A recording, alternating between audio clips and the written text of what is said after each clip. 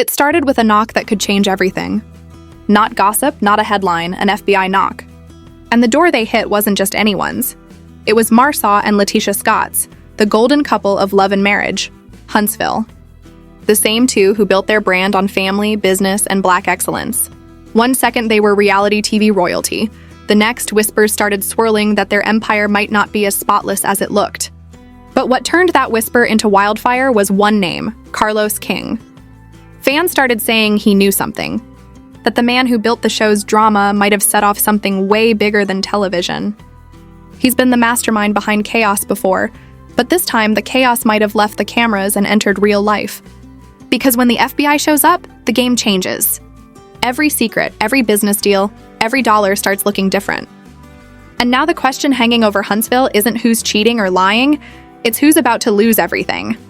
Because once the feds knock, there's no script, no cut, no edit that can save you. Only the truth. And if Carlos really lit the match, then the fire he started might burn the whole show down. When the news first started spreading, nobody believed it. The FBI and a reality TV couple in the same sentence sounded too wild to be true. But then came the screenshots, the late-night tweets, and those cryptic Instagram captions that fans love to decode like agents themselves. Marsau and MarsauScott weren't just random reality stars. They were the face of a franchise that sold success. The power couple everyone pointed to when they talked about balance, business, and Black love done right. They had the house, the brand, the influence, and the kind of confidence that made people think they couldn't fall. But that's the thing about confidence. It blinds you to how close the edge really is, and the moment someone whispers investigation, the entire image starts to shake. People in Huntsville say you could feel the tension before the story even broke. Projects were stalling, contractors were complaining, and that family empire energy started to feel like something was cracking beneath it. For years, Marsau talked about building generational wealth through his construction company. He spoke like a man with blueprints not just for homes but for a dynasty. And Letitia, always poised and polished, played the perfect partner balancing motherhood, business, and fame with grace. But then the timelines didn't add up. Properties that were supposed to be finished were left hanging. Clients started dropping quiet complaints online, and small whispers turned into digital threads. Suddenly, fans were asking where the money was going, why public records showed missing permits, and why company filings were inconsistent. It started as curiosity, then shifted into something darker, the kind of online chatter that doesn't stop until someone gets caught. What made it worse was the silence. Marsau didn't explain. He deflected. Every time he was asked about business problems, he smiled, cracked a joke, and moved on. Letitia defended him fiercely, sometimes even more than he defended himself. And while that loyalty played well on camera, off camera, it only made people question what she was protecting.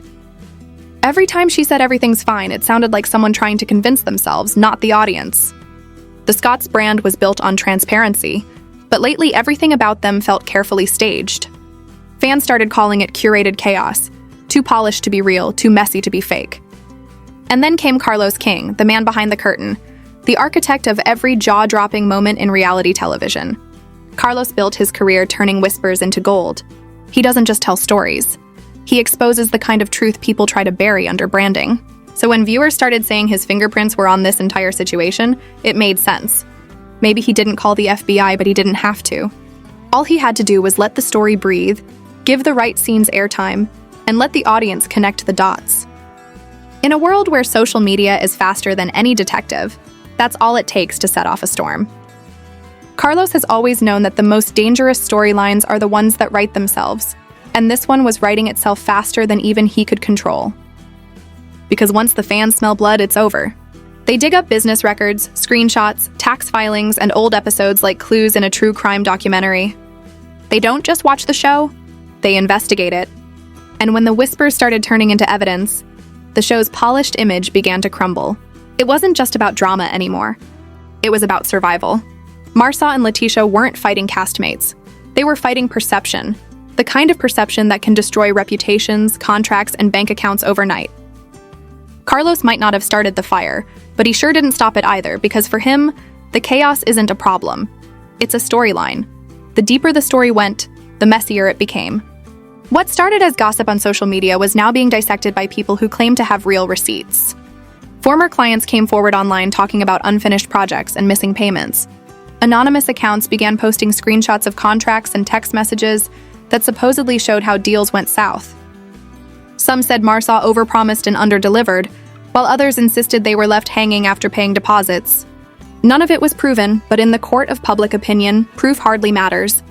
Every claim fed the narrative that something wasn't adding up, and every silence from the Scotts made it worse.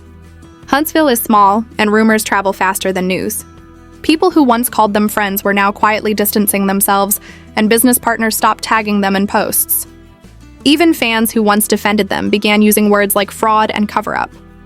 What made the situation more intense was how the show seemed to mirror the chaos. CarlosKing gave the drama just enough space to breathe.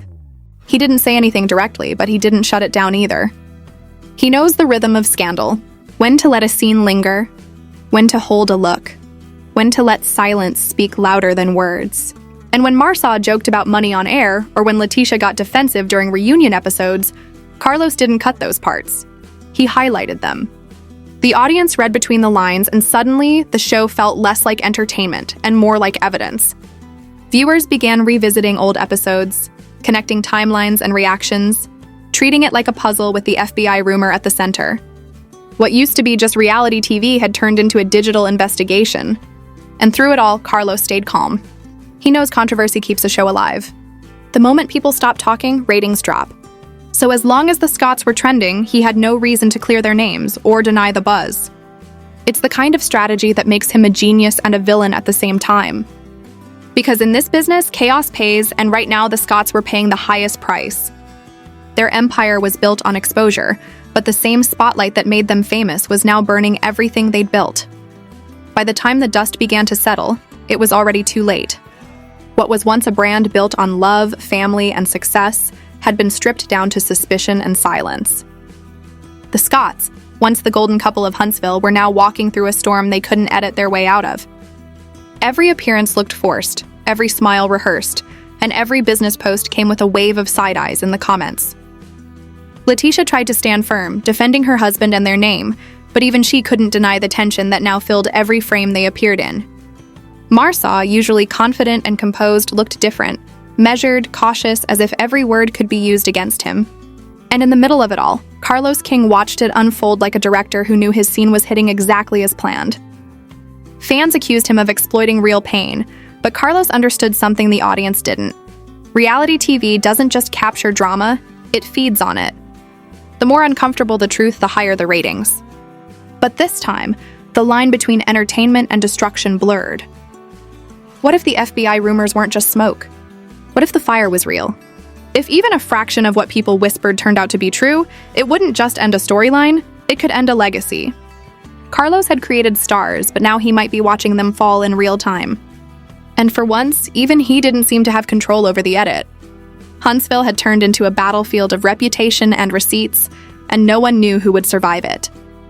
In a world where perception is currency, every move mattered. The wrong post, the wrong silence, the wrong alliance, it could all mean the difference between redemption and ruin. As the credits rolled on another tense episode, the audience was left with one haunting question. Was this still a show? Or were we watching real lives collapse in slow motion? Because sometimes the most shocking part of reality TV isn't what's scripted. It's what happens when the truth refuses to stay buried. And in the case of the Scotts, the truth might be the one storyline they can't control, no matter how hard they try. So was it all just clever editing?